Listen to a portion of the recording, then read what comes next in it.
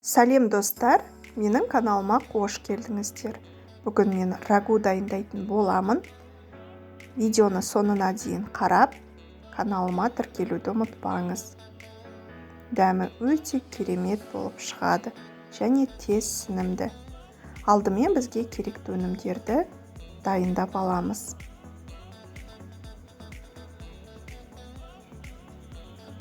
Қазанымызды отқа қойып, майымызды құйып, күрішімізді салып,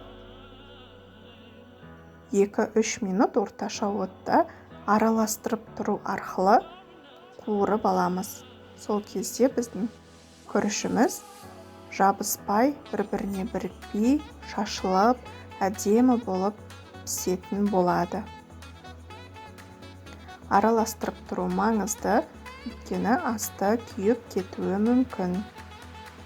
Тұзымызды себеміз дәміне қарай. Тағы араластырамыз. Мен 2 кесе күріш салдым. 2 кесе күрішке 4 кесе су құямын.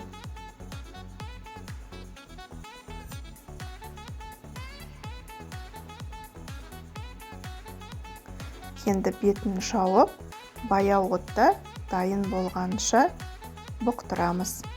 Енді салмасын жасауға кірісеміз. Тауық филемізді майда 4 бұрышты етіп турап аламыз.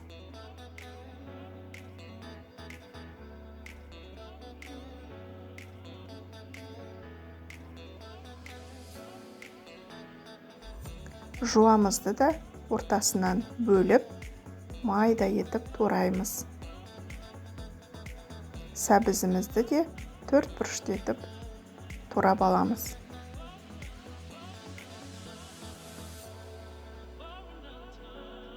Картобымызды 4 бұрышты етіп, бір келкі етіп тураймыз. Піскен кезде тамағымыз әдемі болып көрінеді.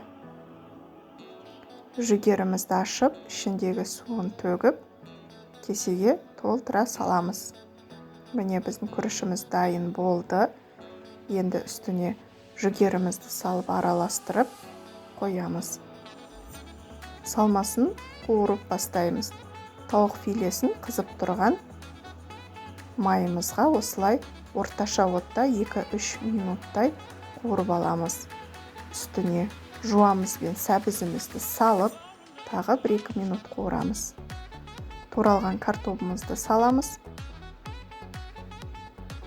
Дәміне қарай тұзымызды, бұрышымызды себеміз.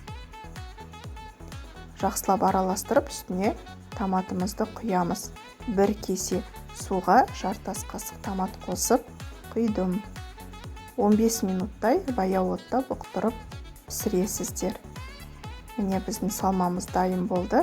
Тәрелкемізге осылай әсемдеп салып шығамыз. Міндетті түрде жасап көріңіздер. Өте дәмді болып шығады және тез сіңімді ас деп те айтсам болады. Менімен бірге болғандарыңыз үшін рахмет. Астарыңыз дәмді болсын.